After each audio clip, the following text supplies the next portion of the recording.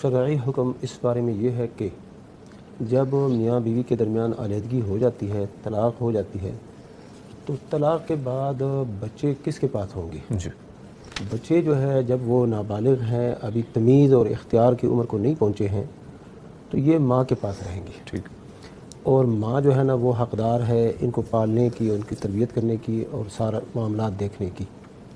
لیکن اس ماں کو یہ حق حاصل نہیں ہے کہ وہ خاوند سے یعنی بچوں کے باپ سے ان کو ملنے نہ دے۔ جی ہفتے میں ایک دفعہ یا جو بھی طے ہو جائے اس کے مطابق یہ ملنا جلنا، ملاقات کرنا یہ جائز ہے۔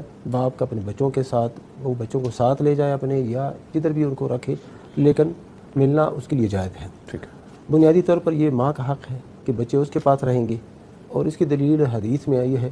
ایک عورت اللہ کے نبی صلی اللہ علیہ وسلم کے پاس آئی اور کہا کہ میری شادی ہو گئی، بچے پیدا ہو گئے، اب وہ جو ہے نا اس کا جو بچوں کا جو باپ ہے اس نے مجھے طلاق دی ہے، اور طلاق دینے کے بعد بچوں کو مجھ سے چھیننا چاہتا ہے۔ جی تو اللہ کے نبی صلی اللہ علیہ وسلم نے فرمایا انت احق بہ ما لم تنکحی، جی تمہیں زیادہ حق ہے بچوں کو رکھنے کا جب تک تم نکاح نہ کرو، یعنی آگے شادی نہ کرو، تو جب تک تمہاری شادی نہیں ہوئی ہے تو اس وقت تک آپ جو ہے نا بچوں کو اپنے پاس رکھ سکتی ہو۔ تو یہ عورت کا حق ہے۔ اچھا، اب اس کے جو اخراجات ہیں، ہاں جی خرچہ ہے، کھانا پینا، وہ کون دے گا؟ جی یہ بچوں کا باپ ہی دے گا۔ مناسب طریقے سے جو معاشرے میں خرچہ ہوتا ہے اس کے مطابق وہ باپ ہی دے گا، اور باپ کی ذمہ داری ہے۔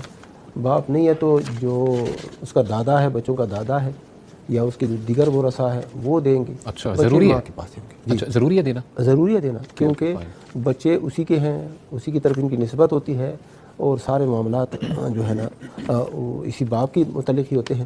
تو یہ ہے۔ ہاں، عورت جب علیحدگی ہو گئی ہے، طلاق ہو گئی ہے، عدت بھی گزر چکی ہے، تو عورت جو ہے اپنا خرچہ نہیں مانگ سکتی، وہ تو اب آزاد ہے، جہاں پر وہ نکاح کرنا چاہے کر لے۔ اس جو ہے نا سابقہ خاوند سے وہ خرچہ نہیں مانگ سکتی۔ خرچہ مانگ سکتی ہے تو بچوں کے لیے مانگ سکتی ہے، ان کے کھانے پینے کا، لباس کا، بنیادی تعلیم کا، یہ خرچہ وہ خاوند سے مانگ سکتی ہے۔ ٹھیک ہے اور اگر یہ عورت شادی کرے آگے، پھر اس کے بعد اس کا یہ حق ختم ہو جاتا ہے، یہ بچے باپ ہی کو ملیں گے۔ درمیان میں رکاوٹ ڈالنا، پھر اب جب باپ کو مل جائیں گے پھر بھی باپ کو یہ حق حاصل نہیں ہے کہ ان کو ماں سے نہ ملنے دے۔ اچھا وہ بھی ضروری ہے؟ ہاں، وہ بھی ہفتے میں، مہینے میں، جگہ کی دوری اور قرب کی بنیاد پر یہ سارے معاملات طے کیے جائیں گے۔